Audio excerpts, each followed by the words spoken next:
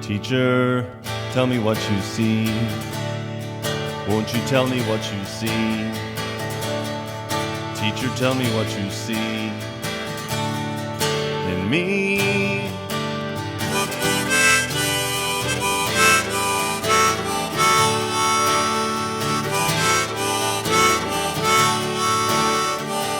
After I heard Jerry the first time, I went back home and everyone I spoke to heard about Jerry and the wonderful job that he was doing, and the message that he was trying to get out to parents and teachers and others. I just wanted everybody to hear it. I really wished that I could have brought him back to Baltimore with me and just taken him to my children's schools, to churches. I just wanted to share it with everybody. And when I finally meet my teachers at the beginning of the day, I'm gonna ask them for a favor, and I wonder what they'll say. Teacher, tell me what you see. Won't you tell me what you see? Teacher, tell me what you see in me.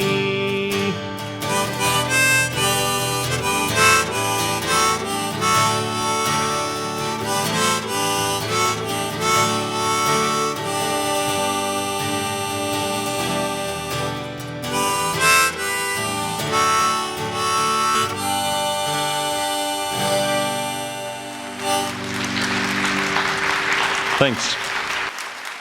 Having been a teacher myself for years, I used to go to a lot of trainings and in-services and conferences, and often it felt like people were telling us either what we should start doing or what we should stop doing. And in spite of that, there's still so many millions of kids out there who are struggling to have some basic needs met, to get some basic pieces put together before they can do something like learn. And one of the things I feel that this program offers is it goes beyond the strategies and the specifics, and it reaches right in and touches the most important issue, which is how we can go about helping kids fulfill those basic needs so that they can feel better about themselves, and not only that, but go out and succeed, which is what we're all about. Hundreds and hundreds of people have said to me that they'll never be able to look at a kid the same again because they've been so changed inside. It's happened with teachers, with parents, with professionals. It's an experience that I really believe is going to change the way they perceive kids and themselves and their peers for a long time to come in a wonderful way. I believe that every single person who's born, every single child, every single adolescent, and every single adult who's born has within them the power of a dream. They're born with it, and they think about it when they're little.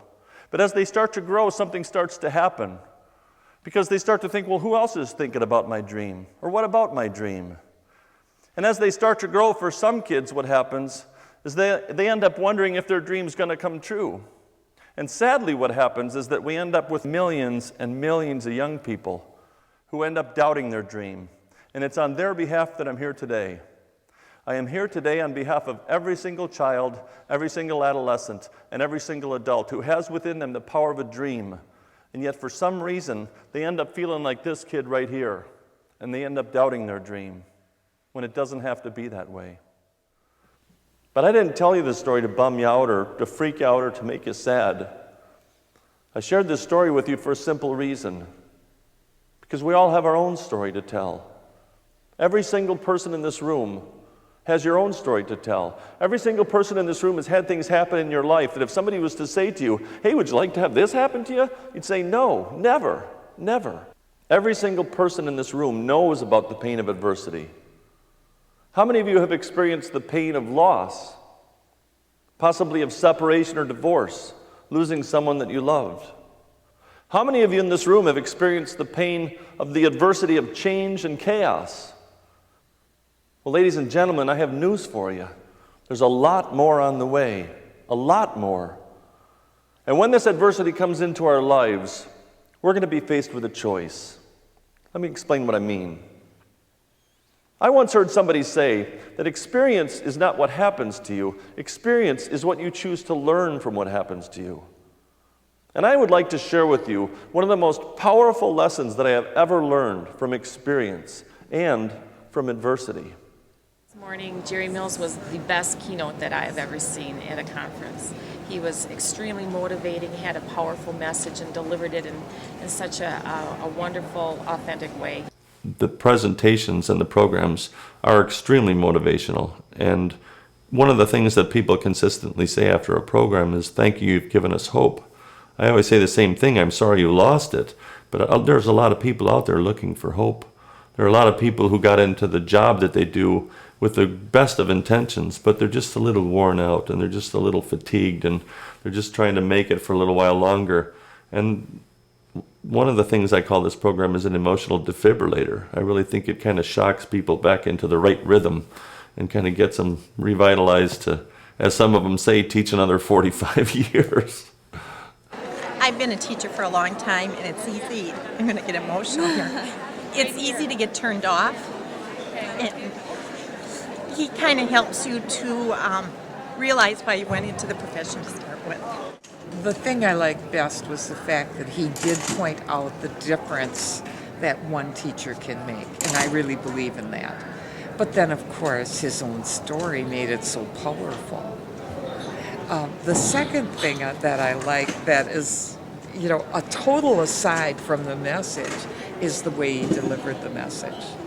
I mean, the message was put together in such a logical, terrific way that you couldn't miss it. 5 basic needs, and those needs are, number 1, the need for survival. The second, the need for love and belonging. Third, the need for power. Fourth, the need for freedom. And fifth, the need for fun. For fun.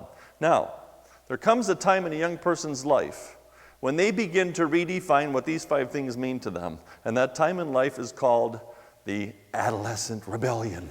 And what is the adolescent rebellion? Well, it's that time in life when they start to get new ideas of what fun is, what freedom is, what power is, what belonging is, what survival is. The point is that if you grab someone to come in and do a presentation and check off your list and say, okay, we've covered it, it doesn't mean you've got your information across. If you want to actually do what you intend to do, you need someone to involve your eyes, your ears, your heart, your emotion, and this presentation does it. It's the whole package. Having experienced Jerry before, I know that the thing that's unique about Jerry is the way that he uses information, his own story, but his talents as a musician to talk directly to people's hearts as well as their thoughts, and that's unique, and he did it again today. We've got so much potential in so little time, but the future looks bright if we follow the line. And I'll tell you the line if you promise that you will do what this message is calling you to. It's just one lonely line, but it's more than it seems. The line on the post-it note said, don't doubt the dream.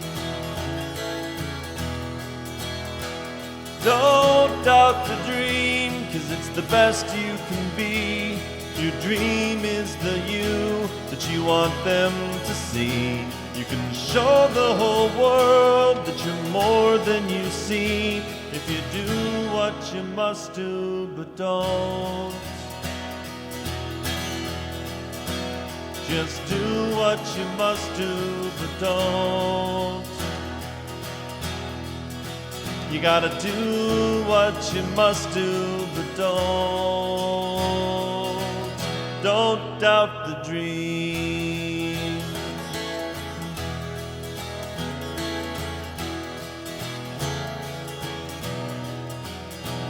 Don't doubt the dream, or it'll never come